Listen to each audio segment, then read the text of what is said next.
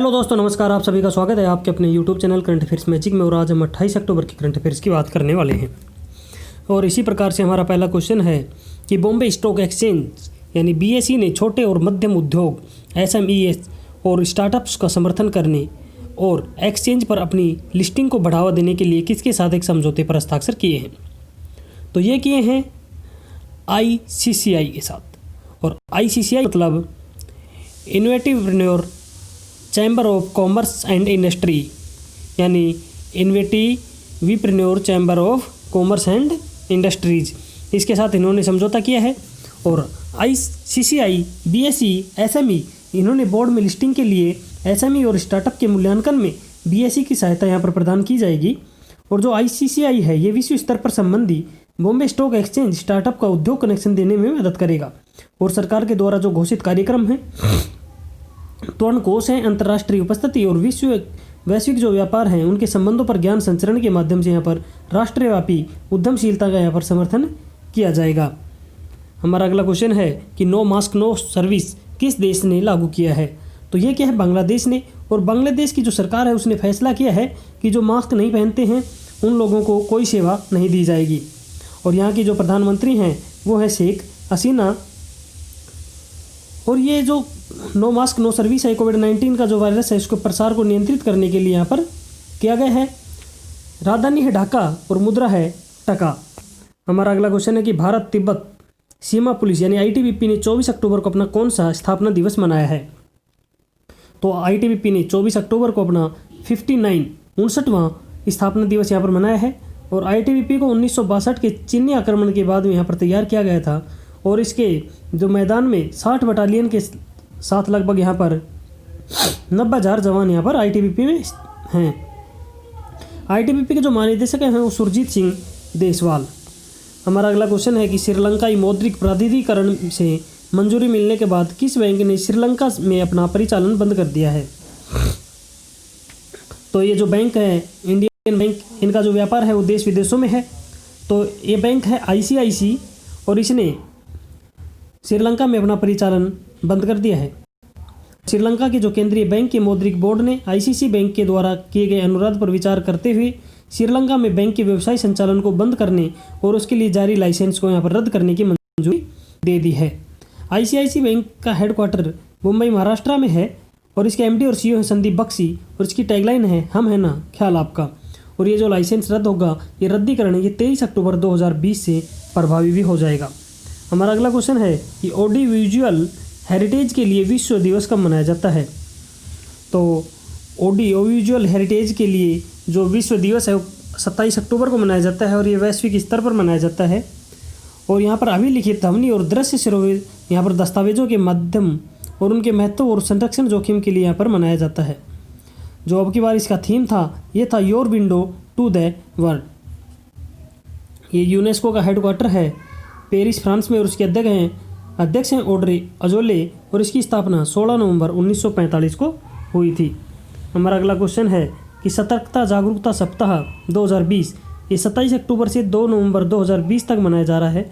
हमारे सतर्कता आयुक्त कौन हैं? तो हमारे सतर्कता आयुक्त हैं संजय कोठारी। और ये जो सतर्कता जागरूकता सप्ताह है ये प्रतिवर्ष केंद्रीय सतर्कता आयोग के द्वारा सरदार वल्लभ भाई पटेल के जन्मदिन के अवसर पर ये मनाया जाता है। और इनका ये जन्म था ये 31 अक्टूबर को इनका जन्मदिन है।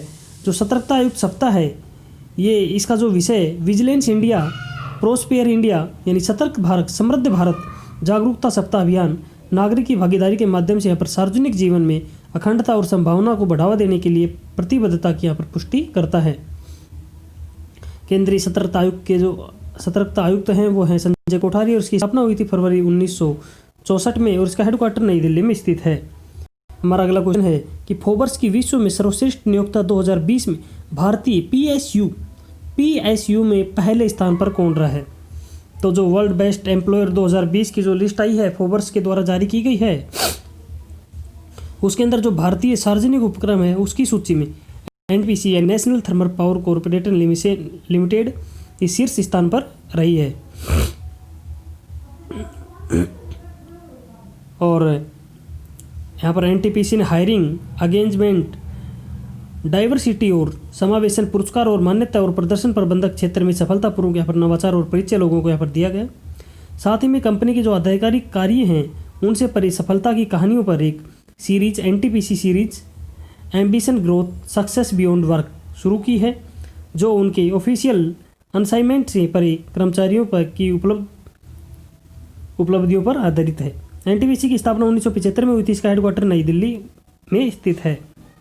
हमारा अगला क्वेश्चन है कि डाक विभाग ने संयुक्त राष्ट्र संगठन की कौन सी वर्षगांठ पर स्मारक डाक टिकट जारी किया है? तो डाक विभाग ने, संचार मंत्रालय ने संयुक्त राष्ट्र संगठन की जो 75वीं वर्षगांठ है उसके ऊपर एक स्मारक डाक टिकट जारी किया है। और यहाँ पर विदेश मंत्रालय के प्रवक्ता अनुराग श्रीवास्तव ने कहा है कि भारत संयुक्त राष्ट्र सुरक्षा परिषद के विस्तार को सर्वोच्च प्राथमिकता देता है ताकि यह विश्व की समकालीन वास्तविकताओं को प्रतिबंधित करे। और डाक विभाग ने इससे पहले 1954 में, 1985 में और 1995 में संयुक्त राष्ट्र के 90, 40वीं और 50वीं वर्षगांठ पर इसी तरह के डाक स्मारक जारी किए थे। भारतीय डाक का हेडक्वार्टर नई दिल्ली में है। इसके महानिदेशक हैं अरुंधति घोष। इसका हेडक्वार्टर संयुक्त राष्ट्र उसका हेडक्वार्टर है न्यूयॉर्क, संयुक्त राज्य अमेरिका में। इसकी स्थापना हुई थी 24 अक्टूबर 1945 और इसके महासचिव हैं एंटोनियो गुटेरेस। हमारा अगला क्वेश्चन है कि भारतीय मूल के वोवेल राम कलावन किस देश के राष्ट्रपति बने हैं? तो ये भारतीय मूल हैं और ये राष्ट्रपति बन गए हैं सेशल्स के। और सेशल्स ने 1977 के बाद में यहाँ पर पहली बार राष्ट्रपति के पद के लिए एक विपक्षी उम्मीदवार का चुनाव किया और उन्होंने इस पद पर डैनी फोरे को हराया है।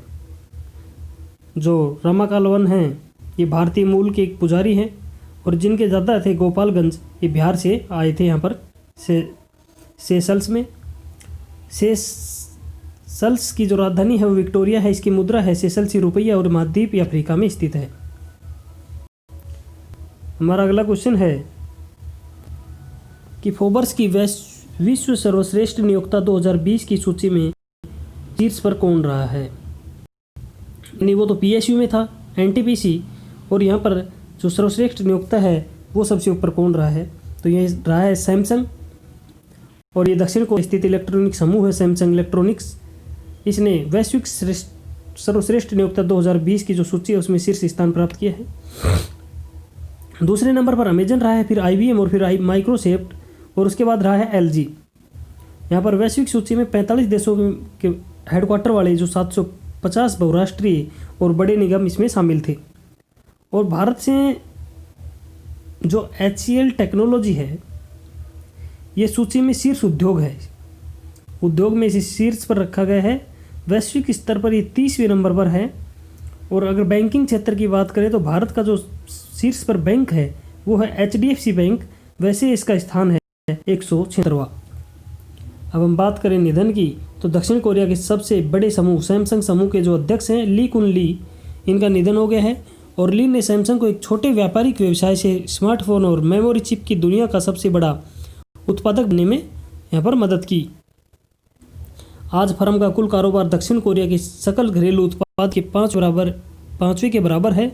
जो फोर्ब्स के अनुसार ली लगभग $21 मिलियन की संपत्ति के साथ दक्षिण कोरिया के सबसे अमीर व्यक्ति भी थे।